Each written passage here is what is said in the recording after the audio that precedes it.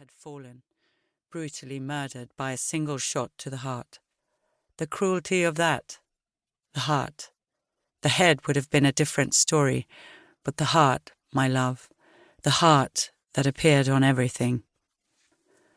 I lay down in the road next to the last part of you I will ever see, and hated myself for understanding that it had run out of your heart.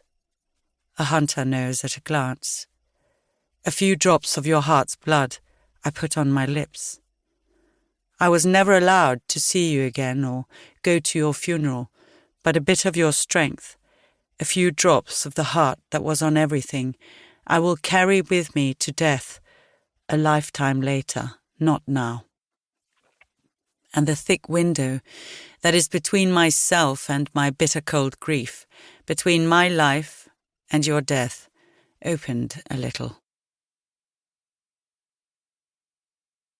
Chapter 2. The first letter was sent from me to you. It was a Tuesday. You took it as a confirmation, you told me later, a confirmation that I was the person you had hoped I might be ever since we met several years ago. I still had a base in Kenya then. We had had Tanzanian tea on my blue sofa for the first time the day before I sent the letter.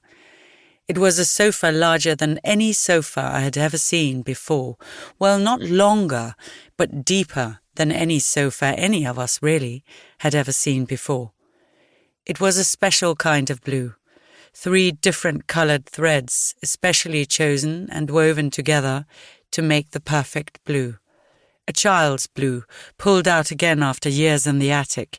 A child's forgotten blue with a thread of time's dust woven into it.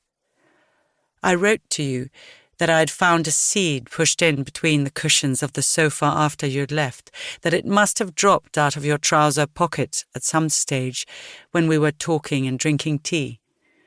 I told you I had planted it and couldn't wait to see what would become of it.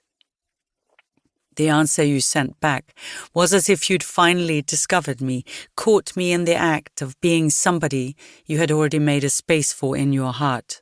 You shouted, "I knew it!" But as far as airborne words are concerned, you had already started using them years ago. Back then, you'd seen me sitting by the fireplace at a friend's house, seated in my usual position of people watching.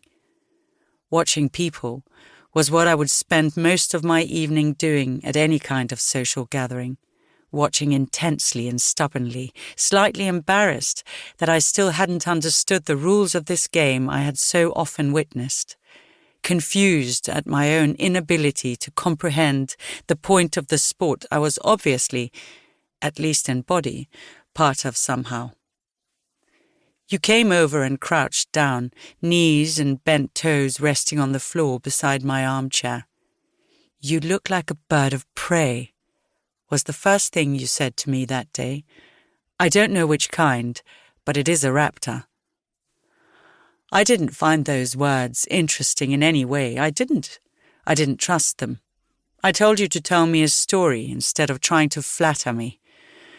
I was a bit tired of the enormously long and invisible suffixes written in lemon juice that so often appear later when strangers' sentences are held up to the sunlight.